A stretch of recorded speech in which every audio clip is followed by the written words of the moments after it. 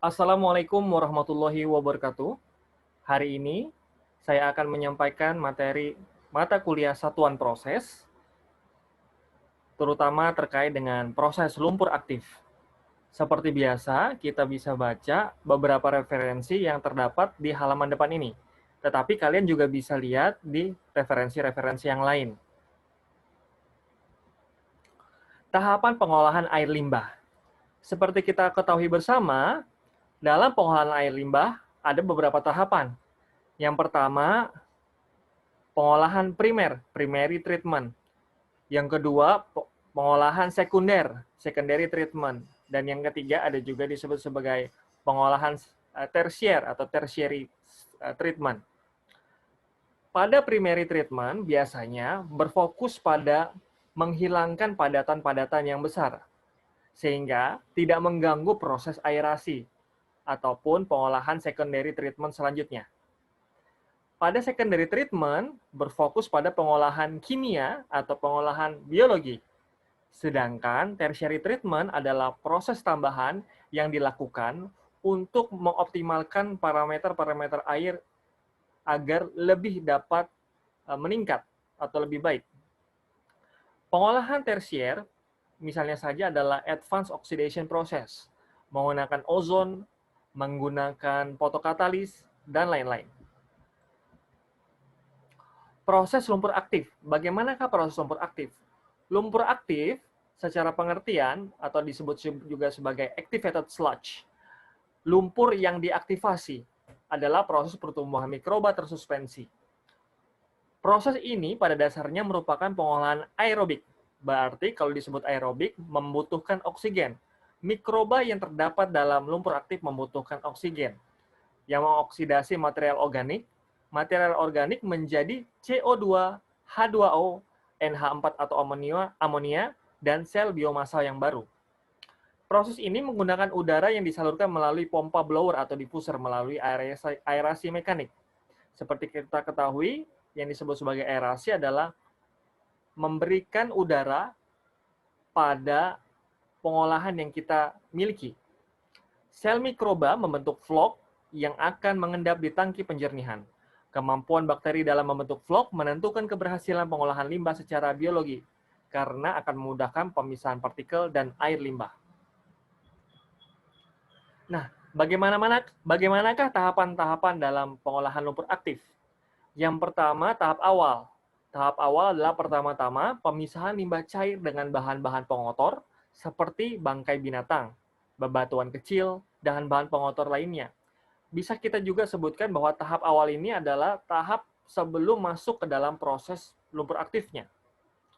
Yang kedua, tahap primer. Tahap primer dalam pengolahan lumpur aktif adalah setelah melewati tahap awal, limbah harus diendapkan sehingga partikel berukuran besar dapat terpisah. Kemudian limbah diberi larutan elektrolit seperti FeCl2, CaO, FeCl3, serta Al2SO4 3 kali. Hal ini bertujuan agar partikel berukuran sedang dapat menggumpal. Jadi, penggunaan elektrolit pada tahap primer ini adalah untuk sebagai katalisator ataupun mendukung agar mikroba ataupun bakteri ataupun organisme yang ada dapat tumbuh dengan optimal. Tahap yang sekunder adalah limbah kemudian dicampur dengan lumpur aktif yang mengandung banyak mikroba pengurai. Kemudian oksigen diaerasi ke limbah agar terjadi proses oksidasi yang secara optimal. Adanya mikroba yang mengurai materi organik dan anorganik akan membebaskan gas H2S dan NH3 atau amonia. Ingat ya, NH3 bisa bentuknya, amonia itu bisa bentuknya NH3 atau NH4. Jadi pada tahap sekunder ini adalah air limbah yang berasal dari pengolahan sebelumnya dicampur dengan air lumpur yang mengandung mikroba. Jadi air limbah yang fresh dari pengolahan sebelumnya dicampur dengan air limbah yang mengandung mikroba. Ini disebut sebagai tahap sekunder. Tahap tersier adalah setelah itu pada tahap tersier terjadi proses nitrifikasi. Persamaan reaksi kimia yang terjadi adalah sebagai berikut. 2NH4, ini amonia, plus ditambah 3O2 menjadi 2NO2 min ditambah 2H2O ditambah 4H plus. Lalu 2NO2 min ditambah O2 menjadi 2NO3. Kemudian nitrat mengalami reduksi menjadi gas nitrogen dalam bentuk N2, NO, serta N2O yang disebut sebagai proses denitrifikasi. Setelah itu, fosfor dipisahkan dengan proses koagulasi menggunakan garam, Ca, dan Al, sehingga dihasilkan gumpalan. Pada tahap ini, zat pencemar diabsorpsi dari air limbah, termasuk juga bau yang tidak sedap dan pewarna dari limbah itu sendiri. Setelah itu dilakukan juga penyerapan dan penyaringan partikel yang lebih kecil, seperti bakteri dan virus, sehingga limbah cair dapat dibuang dan aman bagi lingkungan. Oh iya, saya mau nyampaikan, kalian harus bisa membedakan ya, antara tahap-tahap lumpur aktif dan tahap-tahap pengolahan air. Tadi tahap-tahap pengolahan air juga menggunakan istilah primer, sekunder, dan tersier. Tetapi yang kali ini kita sebut adalah tahap-tahap lumpur aktif, mulai dari tahap awal, primer, sekunder, dan tersier pula. Bagian-bagian dari proses lumpur aktif. Lumpur aktif paling tidak dia memiliki 3 bagian. Yang pertama adalah unit aerasi atau bioreaktor, yang kedua unit sedimentasi, yang ketiga pompa resirkulasi.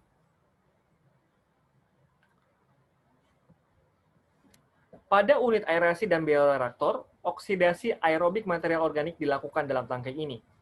Efluen pertama masuk dan tercampur dalam lumpur aktif balik, return activated sludge, atau disebut RAS atau disingkat dalam bahasa Indonesia LAB, membentuk lumpur campuran, mix liquor, yang mengandung padatan tersuspensi sekitar 1.500 sampai 2.500 mg per liter. Jadi, pada unit aerasi, di sini, atau disebut juga unit bioreaktor, terdapat pencampuran LAB dalam bentuk mix liquor antara air limbah yang baru masuk dari pengolahan sebelumnya ditambah air limbah yang berasal dari pengolahan lumpur aktif ataupun sedimentasi. Aerasi dilakukan secara mekanik.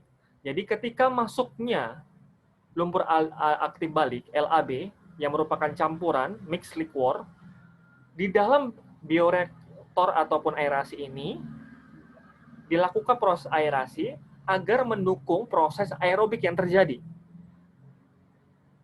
Karakteristik dari proses lumpur aktif adalah adanya daur ulang dari biomasa. Ya, jadi ada daur ulang dari biomasa. Keadaan ini membuat waktu tinggal rata-rata biomasa menjadi lebih lama dibandingkan waktu tinggal hidrauliknya. Keadaan tersebut membuat sejumlah besar mikroorganisme mengoksidasi senyawa organik dalam waktu singkat. Waktu tinggal dalam tangki aerasi berkisar 4-8 jam. Jadi, unit aerasi ini ada 2 poin penting yang harus kita pahami. Yang pertama, adanya LAB, lumpur aktif balik, yang merupakan mix liquor antara air limbah dan air limbah yang dikembalikan dari proses sedimentasi. Yang kedua, adanya proses aerasi atau memberikan udara di tangki bioreaktor ini untuk mendukung tumbuhnya mikroba ataupun bakteri yang kita miliki di bioreaktor ini. Yang kedua, tangki sedimentasi. Tangki ini digunakan untuk sedimentasi flok mikroba ataupun lumpur yang dihasilkan selama fase oksidasi dalam tangki aerasi. Jadi, sedimentasi ini memisahkan antara air dan padatan. Air yang sudah terolah dengan baik, maka dialirkan menuju pengolahan berikutnya. Sedangkan padatan atau flok yang terbentuk akan dialirkan sebagian menuju proses bioreaktor ataupun aerasi, ataupun sebagian dibuang.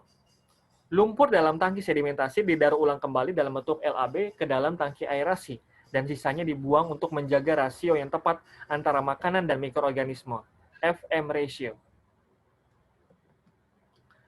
Selanjutnya kita akan bicara parameter-parameter apa yang terdapat dalam lumpur aktif. Yang pertama, Mixed Liquor Suspended Solid, MLSS. MLSS adalah jumlah total dari padatan tersuspensi yang berupa material organik dan mineral, termasuk di dalamnya adalah mikroorganisme. Jadi, MLSS ini adalah jumlah seluruh material organik dan mineral. Bagaimana cara mengukur MLSS?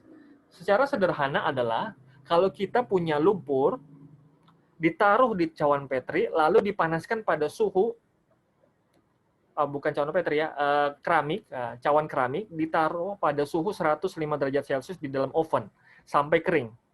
Jadi, nanti kita akan mengukur, menimbang berat padatannya. Berapakah berat padatan setelah dipanaskan ataupun di oven selama 100, di dalam suhu 105 derajat Celcius sampai kering. Itulah kalau kita hitung padatannya itu, padatannya saja ya, tidak termasuk cawan keramiknya, maka itulah yang disebut sebagai MLSS.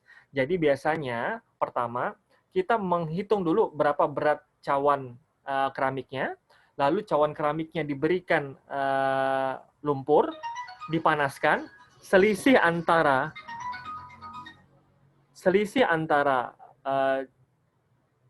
cawan yang berisi lumpur yang sudah dikeringkan pada suhu 105 derajat Celcius dikurangin cawan keramik, itulah yang disebut sebagai MLSS.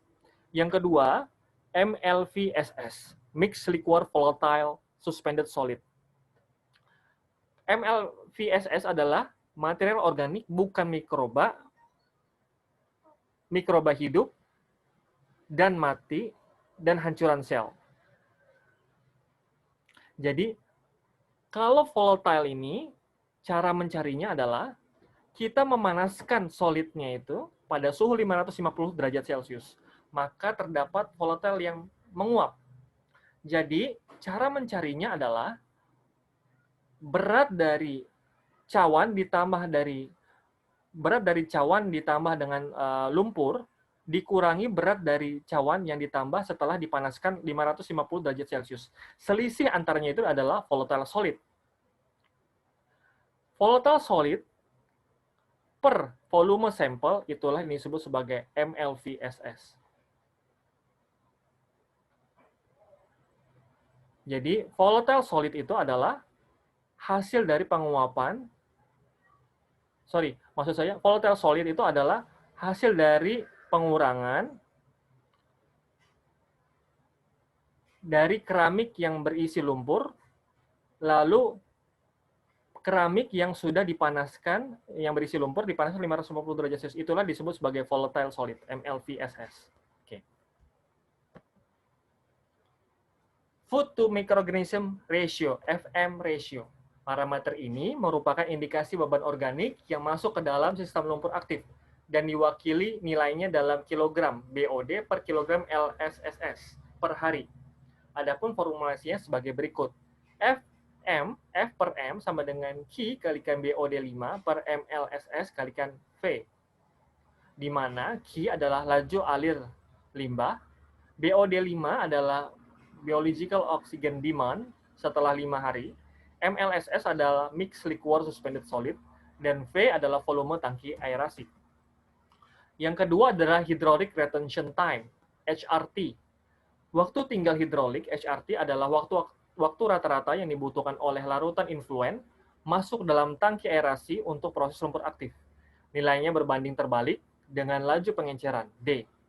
HRT sama dengan 1 per D sama dengan V per Q, di mana V adalah volume tangki aerasi, Q adalah laju influen air limbah ke dalam tangki aerasi, dan D adalah laju pengenceran.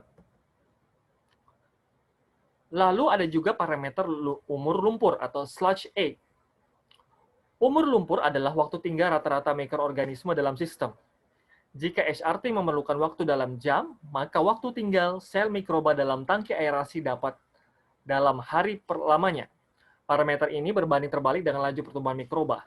Umur lumpur dihitung dengan formula sebagai berikut.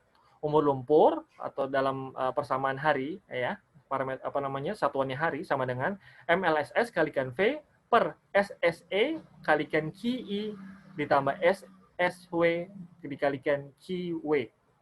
Di mana MLSS adalah mixed liquor suspended solid, V adalah volume tangki aerasi, SSE adalah padatan tersuspensi dalam efluen, SSW adalah padatan tersuspensi dalam lumpur limbah, QE adalah lumpur efluen limbah, QW adalah lumpur laju influen limbah. Parameter yang terakhir adalah SVI, sludge volume index, atau indeks volume sludge. Dapat dicari dari SV dikalikan 1000 per mLSS.